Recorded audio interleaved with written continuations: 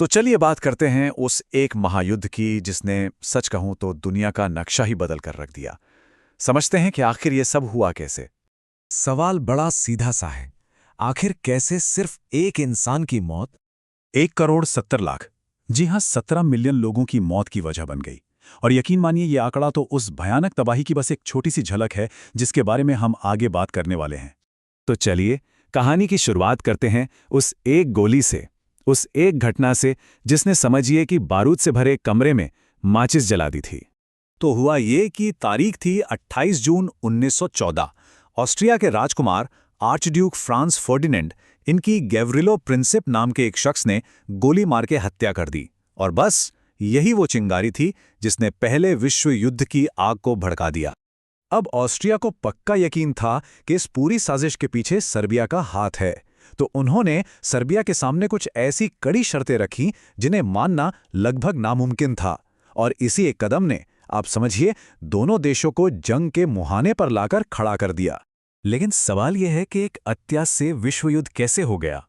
अच्छा, इसे समझने के लिए हमें थोड़ा पीछे जाना होगा, 1914 से पहले की दुनिया में। देखिए, असल में 1900 की शुरुआत में यूरोप एक बारूद के ढेर पर बैठा था। बस एक चिंगारी की देर थी। हर तरफ एक होड़ मची थी। ब्रिटेन और जर्मनी जैसे देश पागलों की तरह अपनी फौजी ताकत बढ़ा रहे थे। कुछ देश तो अपनी पूरी इकोनॉमी का 80% तक नए नए हथियारों पर फूंक रहे थे। फिर एक दौड़ थी साम्राज्यवाद की, अफ्रीका जैसे इलाकों पर कब्जा करने की, वहां के हीरे और दूसरे संसाधनों को लूटने की। और इन सब के ऊपर था संधियों का एक उलझा हुआ जाल।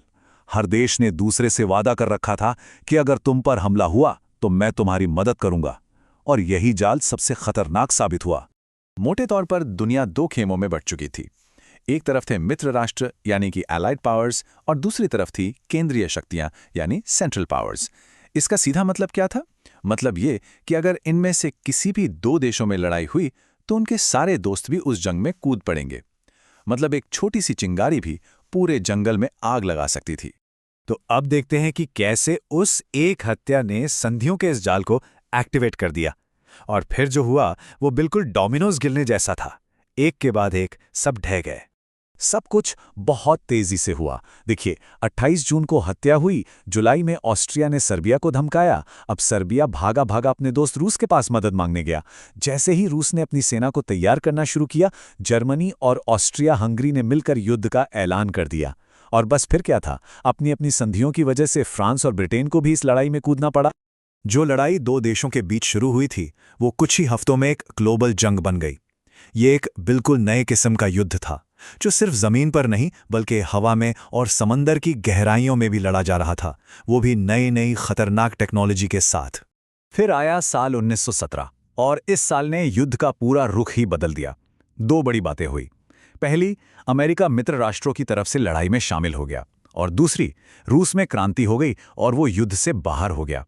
इन दो घटनाओं ने सच में पूरा गेम ही पलट कर रख दिया। ये लड़ाई चली 4 साल, 1914 से 1918 तक। और इन 4 सालों में जो तबाही हुई वैसी दुनिया ने पहले कभी नहीं देखी थी। सिर्फ सैनिकों की बात करें तो 1,10,00,000 11 मिलियन सैनिक मारे गए। जरा सोचिए इस आंकड़े के बारे में।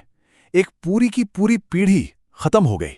और ये तो सिर्फ फौजियों की गिनती थी। इस जंग ने आम लोगों को भी नहीं बख्शा। 60 लाख यानी 6 मिलियन आम नागरिक भी इस जंग की भेंट चढ़ गए। और इस विश्व युद्ध में भारत का भी बहुत बड़ा योगदान था, जिसे अक्सर भुला दिया जाता है। ब्रिटिश साम्राज्य की तरफ से लड़ने के लिए 13 लाख भारतीय सैनिक भेजे गए थे, और इनमें से करीब 50,000 बेटे, भाई और पति कभी वापस घर नहीं लौटे। एक कहानी है जो इस दर्द को बयां करती है। कहते हैं कि युद्ध खत्म होने के बाद शहीद हुए सैनिकों की विधवाओं ने अपनी शादी की अंगूठियां इकट्ठा की। ये दुनिया को बिना कुछ कहे ये बताने का एक तरीका था कि जंग की असली कीमत क्या होती है। और तबाही तो सिर्फ जान माल की नहीं थी, इसका असर कहीं ज्यादा गहरा था। पूरी दुनिया में आर्थिक मंदी छा गई। खेतों में इतने बम गिरे कि जमीनें बंजर हो गई। नदियां और तालाब जहरीले हो गए। लोगों को जो मानसिक चोटें लगीं, जो डिप्रेशन फैला, उसका तो कोई हिसाब ही नहीं। और भारत जैसे देशों का क्या हुआ? उन पर ब्रिटेन के लिए और ज्यादा पैदा करने का दबाव डाला गया। नतीजा, यहाँ के लोगों के लिए ही खाने पीने की चीजों की कमी हो गई। खैर, 11 नवंबर 1918 को ये युद्ध खत्म तो हो गया, लेकिन इस तबाही की राख से जो नई दुनिया पैदा हुई वो पहले जैसी बिल्कुल नहीं थी। तो हुआ क्या? जर्मनी ने घुटने टेक दिए। ऑस्ट्रो हंगेरियन और ऑटोमन जैसे सदियों पुराने साम्राज्य ताश के पत्तों की तरह ढह गए। यूरोप का नक्शा पूरी तरह से बदल गया और दुनिया के मैप पर कई नए देश उभर कर आए। सोचिए, एक तरफ रूस अपनी क्रांति में उलझा हुआ था, दूसरी तरफ पूरा यूरोप बर्बाद हो चुका था। ऐसे में इस खालीपन को किसने भरा? अमेरिका ने।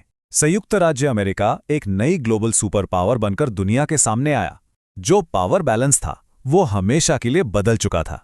और यहीं से एक नई कहानी शुरू हुई।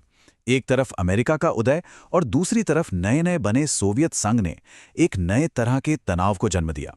और यही तनाव आगे चलकर बना कोल्ड वॉर।